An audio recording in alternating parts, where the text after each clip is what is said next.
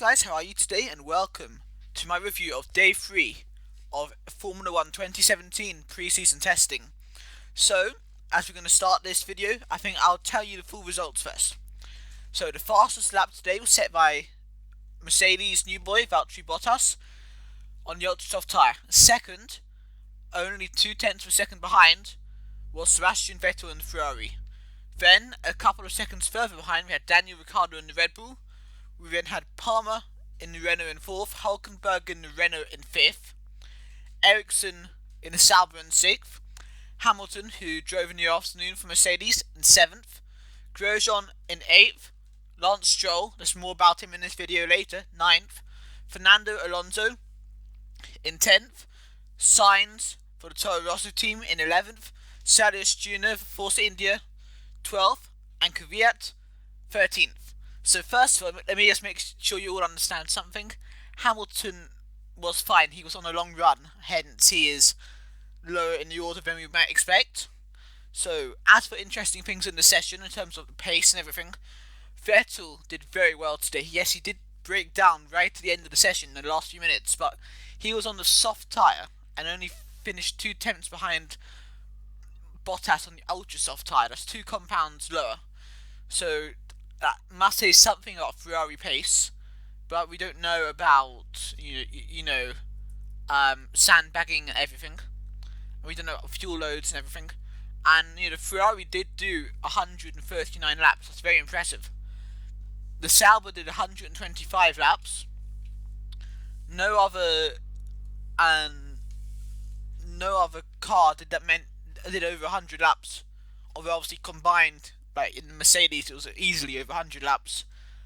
And I was about to say the Renault, but not quite over 100 laps.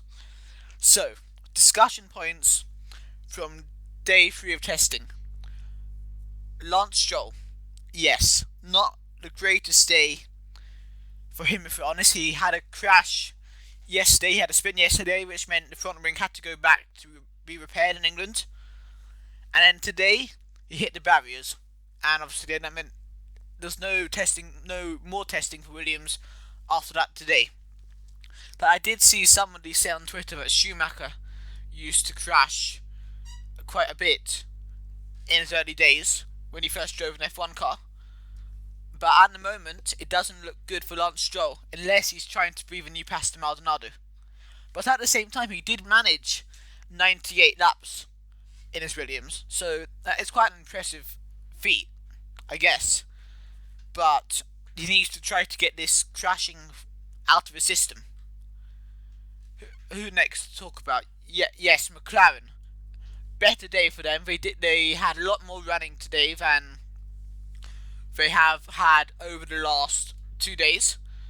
Yes, they weren't really on the pace. They were on the Ultrasoft tyre, but they were 2.5 seconds behind Bottas. Again, as I said, we don't know about fuel loads, but I don't think it's not in McLaren's interest to be sandbagging. It's in Mercedes' interest to be sandbagging a little bit, but not really McLaren. So, does it look like they don't really have the pace this season, whether it be aerodynamically or based on the engine? But I guess only time will tell with that one. Not a brilliant day for Jolyon Palmer. He also caused a red flag at the start of the day, but it could have been, at least he did get some laps today, over 50 laps in his Renault. He came 4th as well, not too bad. Also, a big improvement for Daniel Ricciardo being 3rd. He only had a few laps only on Monday, and then Verstappen was in the car yesterday. So yes, a much better day for Ricciardo. He could feel the car more, which is obviously going to help him for the season. Toro Rosso clearly didn't have it easy. They only did 31 laps today with Kvyat, and then Sainz did 32. So they've clearly got a few issues within their team that they have to iron out. And the interesting thing today was it's getting very close now to being the fastest lap ever around this track, which obviously they've raced at every year. Apparently the fastest time was Massa just before the 2009 season. The 118, and probably they'll be able to get somewhere like that maybe tomorrow or sometime next week. And I guess, not next week, next test session even, sorry. And that's going to be a bigger deal to see if these cars are actually faster than the cars of 10-15 years ago. Now that is a big question to ask. Because of course, before 2007 this track had a different configuration, different layout. So we can only really judge based on since 2007. Just make sure you remember that. Also, decent day for the Haas team again. They didn't have too many issues. 56 laps for Grosjean, which I think is pretty good for them. You being still a fairly new team in the sport, to be able to generally not have too many issues, they can't really complain. So as always, I'm going to end the video with two important questions. One, do you think Lance Stroll has what it takes to be a good F1 driver? Or do you think he's going to be more like the next Pastor Maldonado?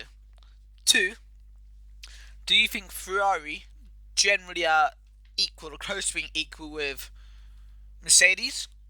Or do you think Mercedes is sandbagging or what? Anyway, I'll leave it there. Please tell me what you think on those two questions and all the other stuff in the comment section below. Thank you for watching my video. If you enjoyed this video, please remember to leave a like. If you have anything to say about this video, please leave a comment in the comments section below. If you really enjoyed this video and you want to see more videos like this and other types of videos, please subscribe to my channel. Also go and check out the video that should be on screen right now. And with that note, I'll just ask you to follow me on Twitter at BigGaming342 and like my Facebook page, BigGaming342. And I'll see you guys very, very soon. Goodbye.